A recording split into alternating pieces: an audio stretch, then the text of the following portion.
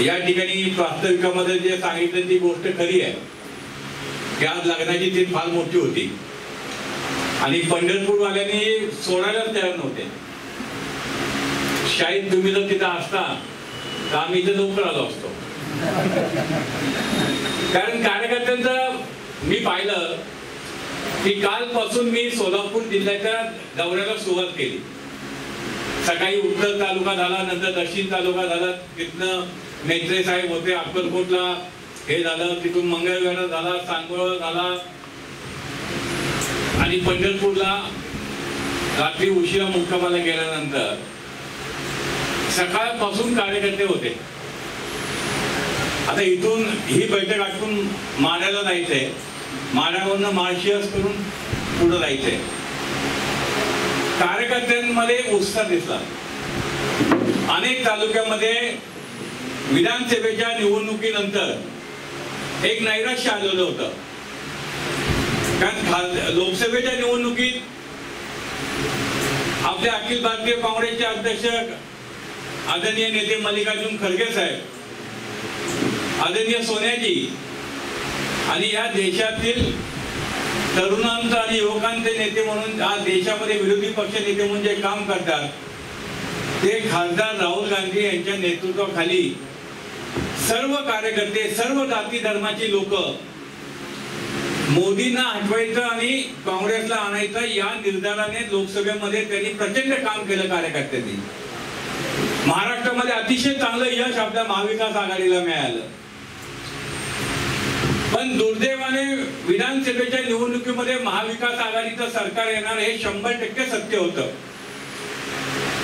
परंतु जर आपण राजकीय दृष्ट्या कार्यकर्ते कधी आपण विचार करत नाही की जर महाविकास आघाडीचं सरकार येणार हे मोदी आणि अमित शहाना पण माहित होतं आणि म्हणून त्यांनी मागल्या 4 ते 5 महिन्याच्या कालावधीमध्ये ज्या पद्धतीचं नियोजन केलं, शासकीय यंत्रणा हाताशी धरली, निवडणूक यंत्रणा हाताशी धरली, लाडकी बहीण मदतीला घेतली, लाडका भाऊ घेतला, असं सर्व चित्र तयार करून त्यांनी जे केलं त्याचं एकमेव कारण असं होतं की जर महाराष्ट्रामध्ये महाविकास आघाडीचं सरकार आलं तर मोदींचं सरकार 6 महिन्यामध्ये जाईल हे 100% होतं.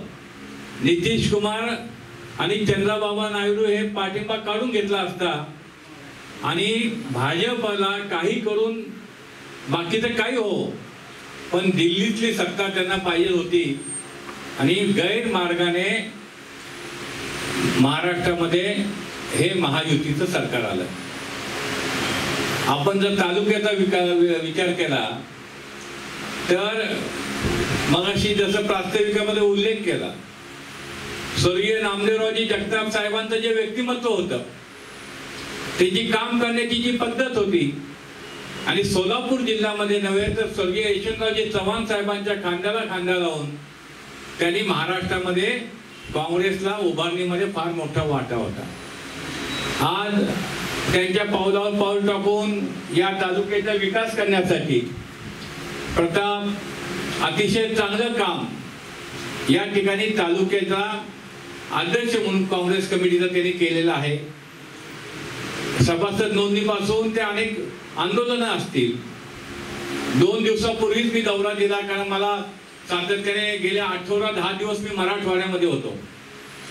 त्यानंतर परवा लातूरचा संपला आणि मी नंतर विचार केला की पुढे अजून अनेक जिल्ह्यामध्ये जायचे, वाशिमला जायचं, यवतमाळला जायचं, तर परत सोलापूरच्या तालुका दौरा होणार नाही म्हणून मी अचानक दौरा दिला आणि 2 दिवसाच्या ह्याच्यामध्ये प्रतापने अतिशय चांगलं नियोजन केलं.